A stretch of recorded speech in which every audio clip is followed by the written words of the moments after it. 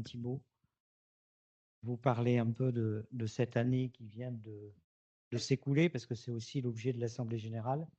Une année 2024 qui, pour la SMASH, est une année d'engagement et une année de transformation. L'année 2024, pour nous, c'est une année qui a marqué un tournant déterminant, puisque c'est l'année où nous avons un certain nombre d'événements relativement importants.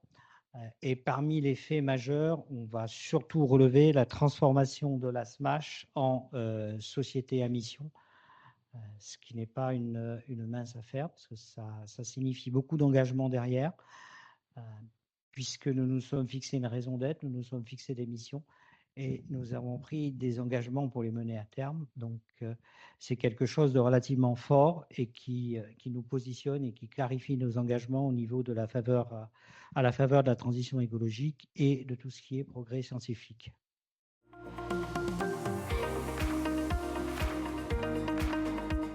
C'est une année aussi où nous avons travaillé à la consolidation de notre modèle organisationnel.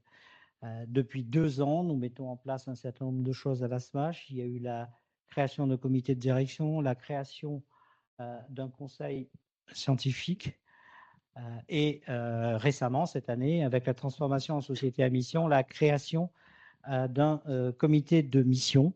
Donc, autant d'événements qui font que de 1976 à 2024, il y a du chemin de parcouru avec une accélération sur ces 2 dernières années. Je pense que les actionnaires historiques pourront témoigner du rythme mené sur ces 2 dernières années pour procéder à l'évolution de la SMASH.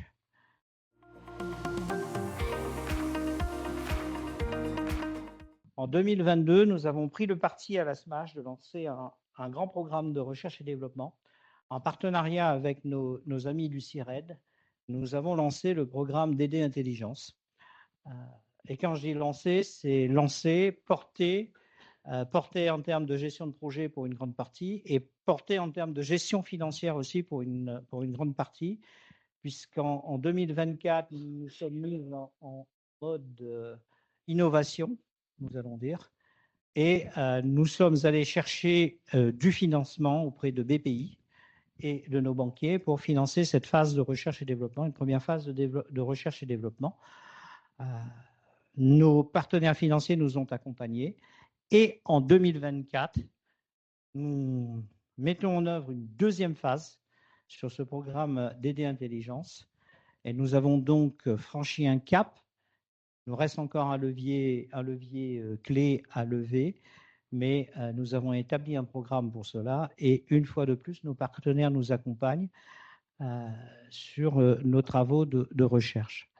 Avec cet outil, nous allons pouvoir permettre aux structures, donc que ce soit des structures publiques ou des entreprises privées, d'anticiper les transitions économiques et énergétiques. C'est un outil de recherche, de simulation, qui va permettre effectivement de travailler sur des données et de réaliser des analyses qui vont être des analyses fines, à partir de scénarios complexes, mais qui vont les aider à se positionner en termes de prise de décision sur leur stratégie de décarbonation. L'année 2024, c'est aussi une année où notre activité campus a pris un petit peu d'essor. Les choses se sont un peu mieux formalisées, se sont un peu mises en place. C'est quelque chose qui se consolide, même si nous sommes encore un peu au début de cette activité. Mais nous avons eu des premières formations de réaliser, des conférences de réaliser avec du public et des partenariats qui se multiplient un petit peu autour du campus. On aura l'occasion tout à l'heure de parler du partenariat avec l'association BioVallée et le pôle des savoirs, mais nous pouvons aussi parler du partenariat avec IMS, Nancy qui est là pourra peut-être en toucher 2 mots tout à l'heure, Luxembourg, sur la diffusion de nos offres de formation. Et vous verrez dans le courant de la journée que cela rejoint l'une des missions que nous nous sommes fixées sur le partage des savoirs.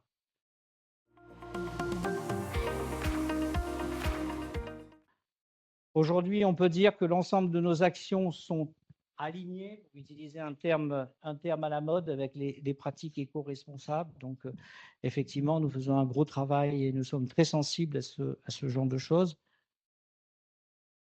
Mais je crois que nous pouvons dire surtout, après cette année où d'ailleurs nos actionnaires historiques ont beaucoup travaillé sur les engagements de la SMASH, sa raison d'être, ses missions, où il y a eu beaucoup d'échanges sur le devenir de la SMASH, parce que quand on décide au bout de 49 ans d'ouvrir son actionnariat à des personnes extérieures, ça pose beaucoup d'interrogations.